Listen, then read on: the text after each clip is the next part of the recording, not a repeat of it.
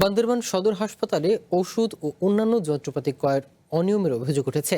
চলতি অর্থ বছরে 1 কোটি টাকার ওষুধ ক্রয় করে 4 কোটি টাকার বিল উত্তোলন করে নিয়েছে সিভিল সার্জন। এমন অভিযোগের পর বিষয়টি খতিয়ে দেখতে তদন্তে নেমেছে জেলা পরিষদের 5 সদস্যের একটি কমিটি। তবে সিভিল সার্জন বলছে, বিলের বিপরীতে 95% মালামাল সরবরাহ করেছে ঠিকাদার প্রতিষ্ঠান। লাইফে কখন কি হয় গ্যারান্টি আছে? তাই ইন্স্যুরেন্স করুন সিটি ব্যাংকে, কারণ ইন্স্যুরেন্স করলে সিটিতে সুরক্ষা পাবেন নিশ্চিন্তে। জেলার স্বাস্থ্যসেবার অন্যতম প্রধান প্রতিষ্ঠান বান্দরবান সদর হাসপাতাল, কিন্তু এবার হাসপাতালটিকে ঘিরে উঠেছে কোটি টাকার টেন্ডার অনিয়মের অভিযোগ। ওষুধ, কেমিক্যাল, চিকিৎসা যন্ত্রপাতি ও অন্যান্য সরঞ্জাম ক্রয়ে প্রায় 4 কোটি টাকার দরপত্র বাস্তবায়নে নানা অনিয়মের অভিযোগ উঠেছে।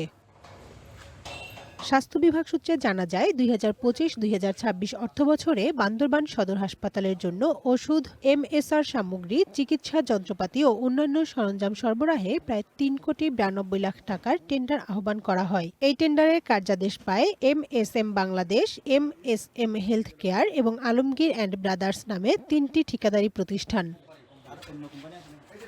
তবে অভিযোগ রয়েছে, নির্ধারিত সময়ে মালামাল সরবরাহের কথা থাকলেও তা করা হয়নি। এছাড়া সম্পূর্ণ মালামাল গ্রহণের আগেই সার্ভে কমিটির সদস্যরা মালামাল বুঝিয়া পাইলাম মর্মে প্রত্যয়নপত্রে স্বাক্ষর করেছেন। সম্পূর্ণ মালামাল বুঝে পাওয়ার আগেই বিল উত্তোলন করা হয়েছে বলেও অভিযোগ উঠেছে। বিষয়টি সামাজিক যোগাযোগ মাধ্যমে ছড়িয়ে পড়লে পার্বত্য মন্ত্রণালয়ের নির্দেশে প্রকৃত ঘটনা উদ্ঘাটনে মাঠে নামে বান্দরবান পার্বত্য জেলা পরিষদের তদন্ত কমিটি। সব ওষুধ সরকার দেয়, কিন্তু এই বান্দরবান আস্তে আস্তে এই স্টোররুম থেকে ওষুধ বের হয় না। যে পরিমাণের ওষুধ দেওয়ার কথা তার চাইতে বেশি টাকার টেন্ডার করা হচ্ছে, যেটার উপর একটা কেলেঙ্কারি হয়েছে। এদিকে কার্যাদেশ অনুযায়ী 95% মালামাল ইতোমধ্যে সরবরাহ করা হয়েছে বলে দাবি করেছে ঠিকাদারি প্রতিষ্ঠানের প্রতিনিধি। কার্যাদেশ পাওয়ার নিয়ম হচ্ছে 28 থেকে 90 কার্যদিবসের মধ্যে কার্যাদেশ শেষ করতে হবে। আমরা আজ পর্যন্ত 95% প্রোডাক্ট হাসপাতালে স্টোরে পৌঁছে দিয়েছি। তদন্ত শেষে প্রয়োজনীয় আইনগত ব্যবস্থা নেওয়ার কথা জানিয়েছেন জেলা পরিষদের এই কর্মকর্তা। এরই মধ্যে বিষয়টি তদন্তে 5 সদস্যের একটি কমিটি গঠন করা হয়েছে। আমরা যথারীতি আমাদের সিভিল সার্জন মহোদয়কে আমরা নোটিশ করেছি, টেন্ডারিং যে আইটেমগুলো ছিল এগুলো প্রপারলি প্রকিউরমেন্ট হয়েছে কিনা, ঠিকভাবে কেনাকাটা হয়েছিল কিনা, এগুলো আমরা দেখবো এবং রিপোর্ট আকারে নিয়ে আসবো। অভিযোগ অস্বীকার করে সিভিল সার্জন বলেছেন, যথাযথ প্রক্রিয়া মেনেই টেন্ডার আহ্বান ও মালামাল গ্রহণ করা হয়েছে। একটি পক্ষ ভাবমূর্তি নষ্ট করতে অপপ্রচার চালাচ্ছে। সামাজিকভাবে হেয় প্রতিপন্ন করার জন্য আমাকে মানহানি করার চেষ্টা করা হচ্ছে। তো আমি আসলে মোটেও বিচলিত না, কারণ আমার কাগজপত্র থেকে শুরু করে সবকিছু আমার কাছে আছে। সরকারি অর্থে কেনা ওষুধ ও চিকিৎসা সরঞ্জাম নিয়ে অনিয়মের অভিযোগে নিরপেক্ষ তদন্তের মাধ্যমে প্রকৃত ঘটনা উদ্ঘাটন করে দায়ীদের বিরুদ্ধে দ্রুত ব্যবস্থা নেওয়ার দাবি বান্দরবানবাসীর। One national desk.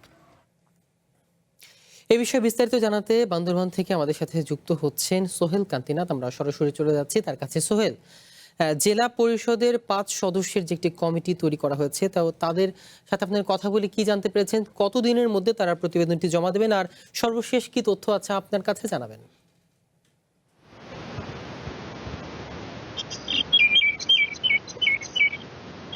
বান্দরবান সদর হাসপাতালে ওষুধ সরবরাহ, চিকিৎসা সামগ্রী সহ অন্যান্য যন্ত্রপাতি ক্রয়ে 1 কোটি টাকা বিলের বিপরীতে 4 কোটি টাকা উত্তোলন নিয়ে বান্দরবান জেলা জুড়ে সৃষ্টি হয়েছে নানা আলোচনা আর সমালোচনা। বর্তমানে নিউজটি টপ অফ দ্য নিউজে পরিণত হয়েছে বান্দরবান জেলায়। এই খবরটি আসলে সামাজিক যোগাযোগ মাধ্যমে ব্যাপক হারে ছড়িয়ে পড়লে আসলে এটি কর্তৃপক্ষের নজরে আসে। এরপর থেকে পার্বত্য মন্ত্রণালয় থেকে একটা তদন্ত কমিটি গঠন করার জন্য নির্দেশ দেওয়া হয়, বিষয়টি আসলে খতিয়ে দেখার জন্য। পরবর্তীতে আসলে বান্দরবান জেলা পরিষদ এই বিষয়ে একটি 5 সদস্য বিশিষ্ট একটি কমিটি গঠন করে এবং গত 2 দিন আগে এই তদন্ত কমিটি বান্দরবান সদর হাসপাতালে এসে স্টোররুম সহ আনুষঙ্গিক বিষয় নিয়ে আসলে তারা তদন্ত করেছে। আমরা কথা বলেছিলাম বান্দরবান জেলার সিভিল সার্জনের সাথে, তিনি আমাদেরকে আসলে যেটি জানিয়েছেন, এই যে বান্দরবান সদর হাসপাতালে ওষুধ সরবরাহ, চিকিৎসা সামগ্রী সহ অন্যান্য যে যন্ত্রপাতি, যে আসবাবপত্র থেকে শুরু করে অন্যান্য যে সরবরাহ যে টেন্ডার প্রক্রিয়া, বিগত সময়ে এটা ছিল আসলে ম্যানুয়াল পদ্ধতিতে। তবে সম্প্রতি এই বছর থেকে আসলে এটা ইজিপি অর্থাৎ অনলাইন সিস্টেমে চালু হয়েছে। তো উনি আমাদেরকে সিভিল সার্জন যেটি জানিয়েছেন, একটি পক্ষ আসলে কাজটি পাইয়ে দেওয়ার জন্য তদবির চালিয়েছিল, তবে যেহেতু ইজিপি এবং অনলাইন সিস্টেমে এই টেন্ডার কার্যক্রম প্রক্রিয়াটি সম্পন্ন হয়েছে, সেক্ষেত্রে আসলে সিভিল সার্জনের এখানে এখতিয়ার কোনোভাবে এখতিয়ার ছিল না, যার কারণে এই কাজটি যারা তদবির চালিয়েছে তাদেরকে দিতে পারে নাই। তারই ফলশ্রুতিতে এই পক্ষটি সিভিল সার্জনের যে বামমূর্তি এবং সামাজিকভাবে হেয় প্রতিপন্ন করার জন্য তারা ষড়যন্ত্র পাশাপাশি সামাজিক যোগাযোগ মাধ্যমে অপপ্রচার চালিয়ে যাচ্ছে বলে আমাদেরকে সিভিল সার্জন জানিয়েছে। আমরা কথা বলেছিলাম যে ক্রয় সরবরাহে যে ঠিকাদার প্রতিষ্ঠান প্রতিনিধি আবু জাহিদ, ওনার সাথে আমরা কথা বলেছিলাম। তিনি আমাদেরকে যেটি জানিয়েছেন, কার্যাদেশ পাওয়ার পরেই তিনি 15 থেকে 18 দিনের মধ্যে ইতিমধ্যে যে ওষুধ গজ, ব্যান্ডেজ এবং যে কেমিক্যাল ক্রয় থেকে শুরু করে আসবাবপত্র থেকে শুরু করে প্রায় 95% মালামাল ইতিমধ্যে বান্দরবান সদর হাসপাতালের স্টোরে সরবরাহ করেছেন। বাকি 5% মালামাল শীঘ্রই তিনি সরবরাহ করা হবে বলে জানিয়েছে।